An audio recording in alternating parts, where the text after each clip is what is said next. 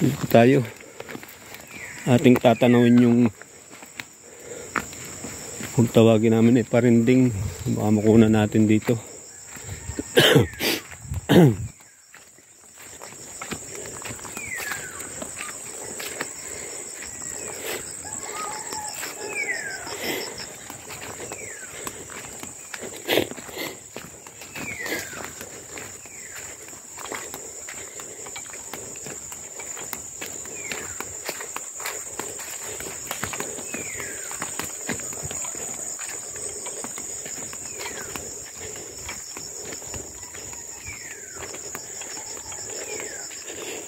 Ang daan ng mga tao.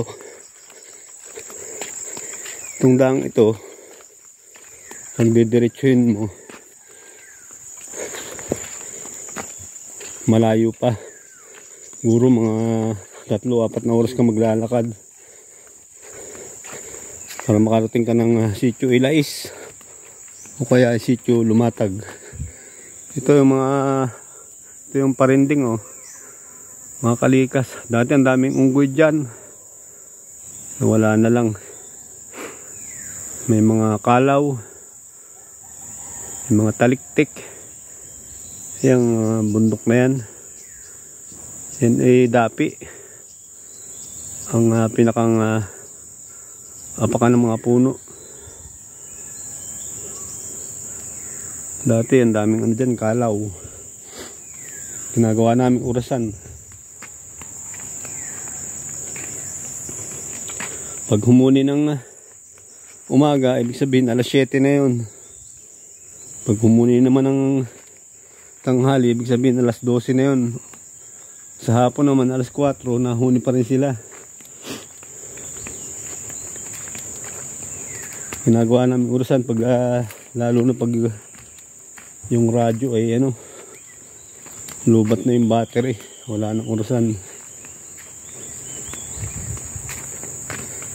Ayan naman, ang punong yan, dalong yan. Wala pala siyang bunga. Ayan, dalong yan.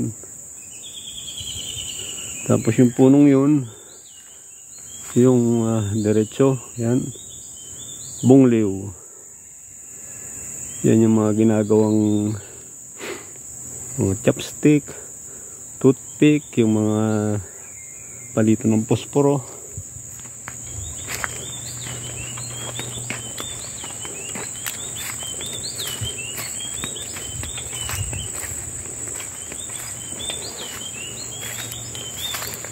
Yan pa yung paanan ng ilog, oh.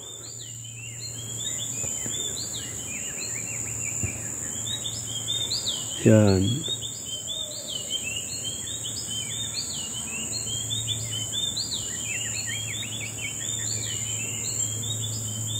Malalim yan, malalim.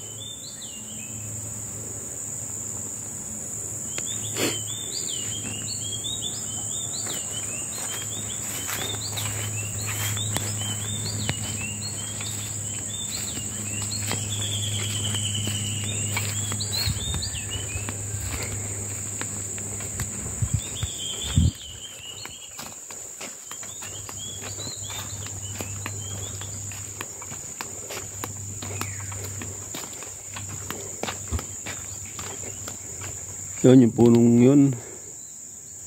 Kita nyo? Yung may bunga.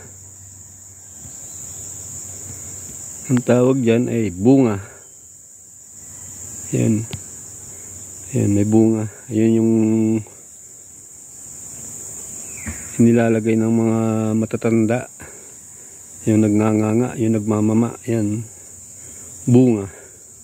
Tawag dito.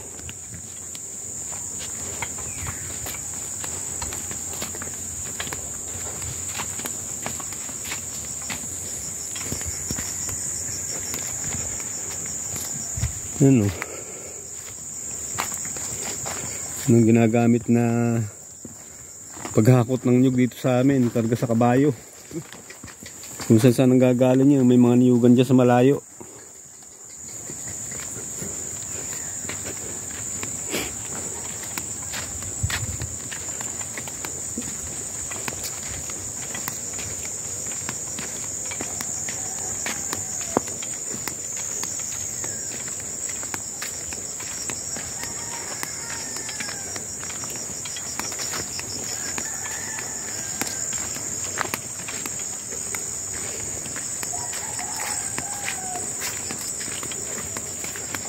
Balik na tayo.